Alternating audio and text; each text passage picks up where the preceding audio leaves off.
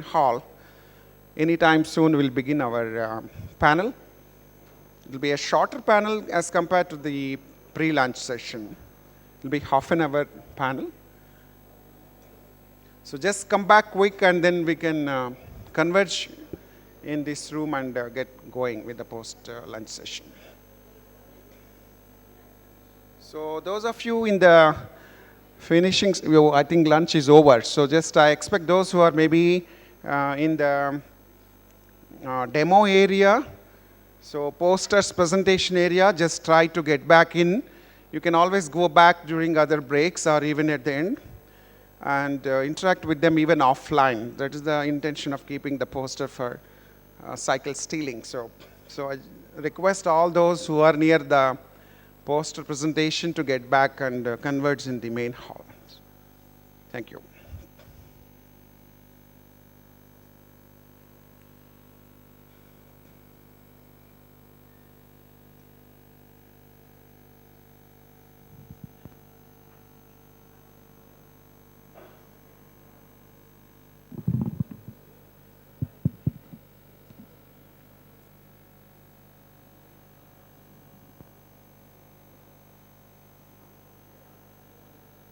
It's working. Welcome back. Hope you had nice lunch. And this is a small half an hour panel. I'm sure most of the questions that you have had till now, we try to kind of unravel, so try to demystify.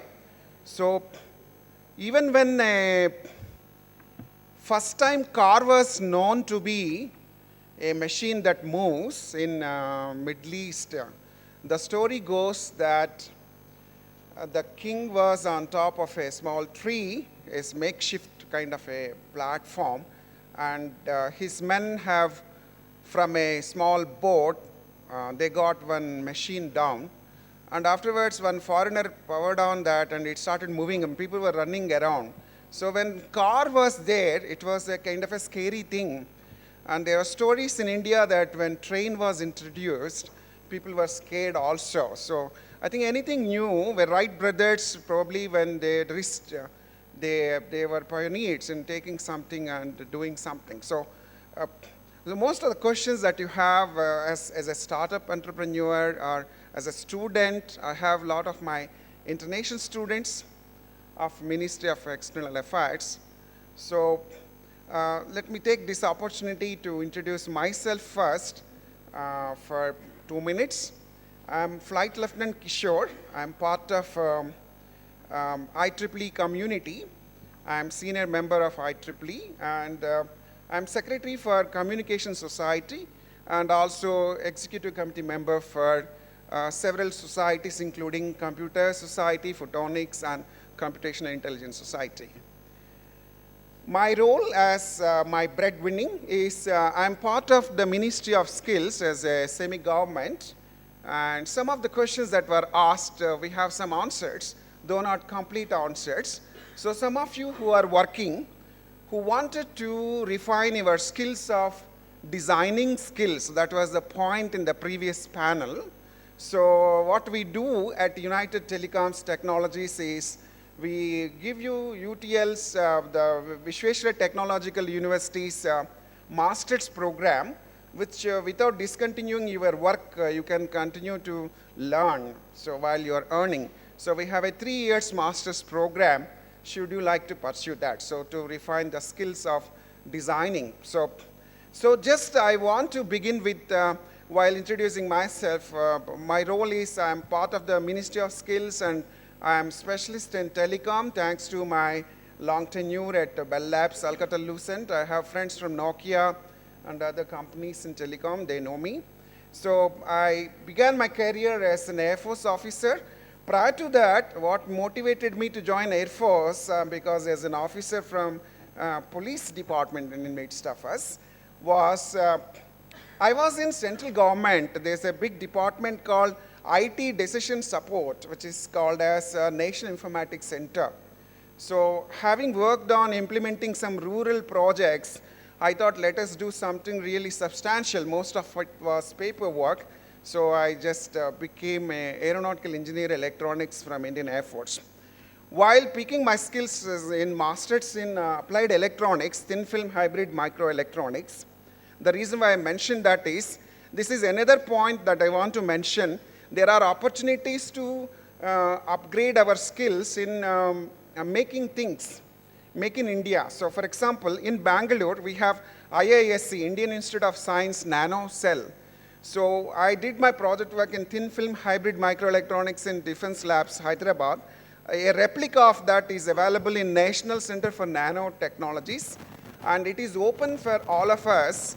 And it's not something that belongs to IISc, but it's a government organization and intended to help the entrepreneurs to make their designs. So I'm also part of a kind of an ambassadorial role I play in India Electronics Semiconductor Manufacturing Association. So to tell you that don't be so scared that there is no infrastructure or a platform to do designing. So just to think positive, and I take the inspiration from the previous panel. All the panelists have emphasized this, including the moderator, that think positive things will be nice.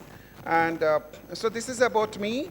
I'm part of the skills organization. We enhance the skills of industry as well as academia, and that's the reason why I'm actually involved in IEEE. So with these words, may I now take a few minutes to introduce the speakers and also request the dignitaries to come and occupy the dais. I may call upon a DCP of East Bengaluru, and he is Goyal Abhishek, IPS. Sir, please come over.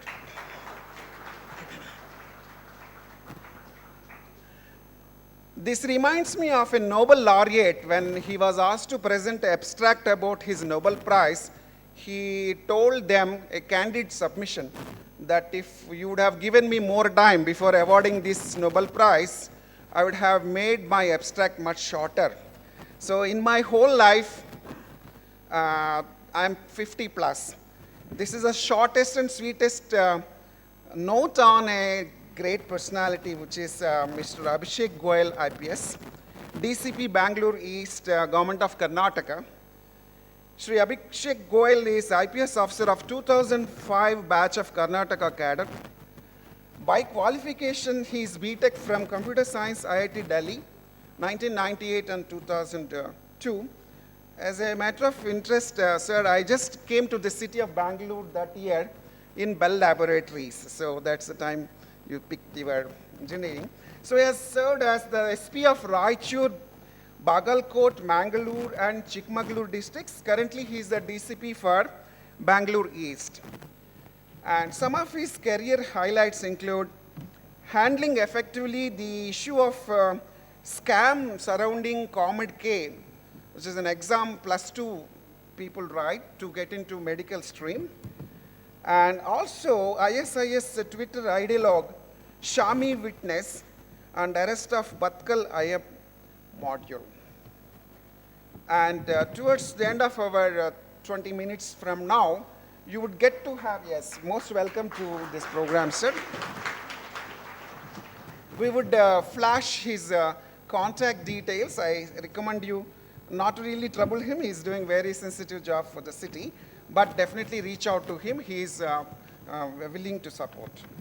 Now I may call upon another, already you know him, he spoke in the forenoon, Mr. Sharath Srinivasan. He's a solutions architect of Intel, to come over to the dais. And for the sake of completion, please come soon. As long as he can remember, Sharath Srinivasan has loved all the things relating to technology. He has been building and flying model aircraft since he was just 8 years old.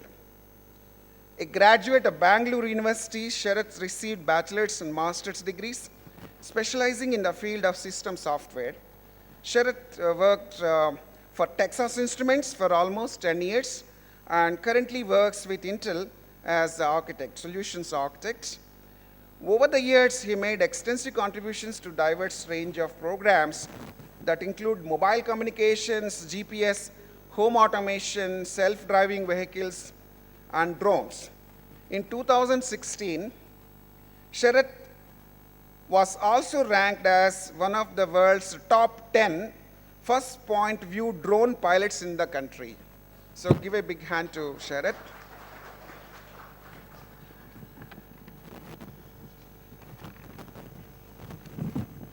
Well, we planned also one more speaker, just for the sake of completion. Dr. Baba Erra is an aviation management specialist.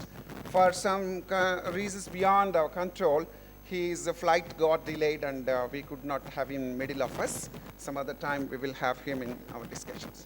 So I would stand here and I would call upon each speaker to use these mics and speak while being seated. Uninterrupted. Normally the moderator role sometimes will be counterproductive. It is better moderator keeps quiet, let them speak maximum. So that is my thought process. So let each specialist talk without being interrupted by questions or by me. Their own thought process, what is regulation all about? How does it apply to the concept of drones? So to begin with, I will ask DCP Goel sir to enlighten us with his thoughts. And some of the ideas that Goel sir would be giving you, from technology point of view also, I would request Sharath to continue the same thought process and complement his words. You want me to come there? Shall I start? So good afternoon, everyone. I think I've already been introduced, so nothing left for me to say there except for the fact that I'm not DCP Traffic, I'm DCP Traffic East, not DCP East in Bangalore. So I look after most of the traffic, and all the traffic woes are thanks to us, and majority of the IT corridor, all this Whitefield, including the Outer Ring Road and the Electronic City, the Hosur Road, the Old Madras Road, the Old Airport Road comes into my jurisdiction. So,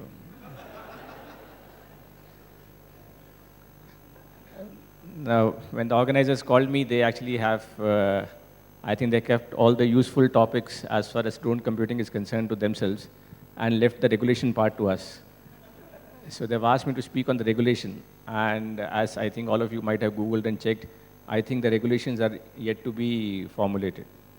So there are two agencies here. One is the DGCA and the MHA. So there are actually a turf war kind of going on between the DGCA and MHA as to who gets to frame the guidelines for the drones. Some draft guidelines were actually put up by the DGCA, which basically boiled down to having 3-4 conditions, which included having each and every drone having a unique identification number, each pilot having a license, and below 200 feet, it was the local administration who was supposed to give permission, and more than that, it was higher than that, it was the DGCA who had to give the permission. And you had to apply in advance, and I would say the payload, what is the payload, what is the purpose, where all it is going to fly, those issues had to be taken into account before giving the permit. And as you can imagine, there are obviously huge security constraints and worries which MHA has as far as drones are concerned. So where the drones are going to fly, there are certain no-fly zones in each and every city. There are some strategic installations like we have DRDO, we have HAL, we have ISRO, and governor's residence. A lot of VVIPs who are actually threatened and have security risk are also there. Also, there are issues as far as high population density areas. I mean, you have already seen what happened in US, in which 58 people have actually been killed. So, and that is only one of such instance where large number of people gather. In India, we have such gatherings almost in every nook and corner of the city. So some states, some countries have actually put restrictions on the movement of drones above these high population density areas. But I think if you take that into account in India, I think we'll be pretty much left with nothing, or having drone usage only for agriculture or maybe for irrigation and those activities where you can actually fly. So those issues are still in the pipeline. I mean, that's all I could actually muster from my information. The other issue is, now let's assume that somebody does fly a drone in the city. I mean, somewhere at the height of, say, 250 feet or 3 feet. So what is going to happen to you? Now, as with everything else, our capacity or capability to respond to any such threat is obviously pretty limited. We don't have any SWAT team which is waiting to pull down a drone. So we may be late to respond to such an activity or a use of drone, but subsequently, yes, when it comes into our radar, it will be penalized. There are sections of the IPC which are there. So there is already a guideline by the MHA to prohibit such drones. So you can actually be booked for 188 IPC and 287 IPC. And also, if the use of drone further leads to any other offense, which could be flying on a no-fly area or leads to any kind of a damage or injury, those sections may also get added. And obviously, yes, I mean, those equipments will be seized and they'll be confiscated, and it's a lengthy legal process is going to follow. So as far as the capability is concerned, whether we can actually immediately shoot down a drone and jam it, I think those capabilities are limited to only specialized agencies and in special areas like maybe international airports and other places. In routine, you may not be able to, you may not see that. And apart from that, I mean, the use of drones inside halls or inside marriage places or convention halls, as long as they are inside the four walls, I think we are also not, taking a lenient view of those drones, and we are not going after those drones. So despite the fact that even for those drones, as per the draft regulations, since they're flying below 200 feet, you need to take permission from the local administration, but we are not insisting on that. So I think this is what, as far as I have gathered. If there is anybody else who has any question regarding that, we can take it up after the other speakers have spoken, and we can have a discussion on that. Just before concluding my talk, I would like to add another information, that from the Traffic Police Department, we have some budget which has been recently allocated to us, which is almost to the tune of 75 lakhs to 1 CR. So to explore the use of drones and drone computing and image analytics of these drones, I mean, to explore how we can actually develop some use cases or find out ways by which we can use drones for traffic regulation. It could be for the... So government of ITBT has actually allocated approximately, I think, 3 to 4 crore of rupees in Karnataka, and it has been divided between 3 sectors. One is urban planning, the second is irrigation, and the third is traffic regulation. So I have been given the responsibility to come up with some kind of a prototype or some kind of a POC in which we are going to pay and also going to use the drone, and we're looking for an end-to-end kind of a solution where somebody flies the drone, gets the images, processes it, and then tells us how we can actually use it for traffic regulation. So it could actually be for identifying, I'm just giving examples. I'm sure you might be having better use cases which you can actually, which might have done in other sectors, which find synergies in traffic. But as far as I can see that, it can be used for, first of all, doing the surveys on how many vehicles are actually moving, because as of now, the data of surveys is pretty unreliable. It could be for identification of bottlenecks, for potholes. I mean, how we can actually, the best thing would be if we can actually use it to regulate traffic. Recently, we have been having a lot of water logging points. So all those things, maybe if we can actually, so I think I've already shared my details with the team here, and they will be putting it up. And if anybody has any idea or any specific plan or agenda, they are free to contact me, and we can take it forward. Thank you. Thank you, Goel sir. So I immediately give the mic back. You have the mic. So I have a few thoughts, but I would rather not intervene in between their thoughts. So let the other panelist give his views on the regulatory aspects. Yeah, hi. So being regular hobby flies and then continuing the same passion at my work, the regulation issues have been pretty tricky to actually understand and to actually go about flying. So I'm very happy that Deputy Commissioner Abhishek Goyal is here, so that I think I can clear a lot of my doubts, and I'm sure a lot of you also have a lot of questions. That said, I think 2015 DGCA draft regulations are pretty comprehensive, in my opinion, to actually go out and enforce.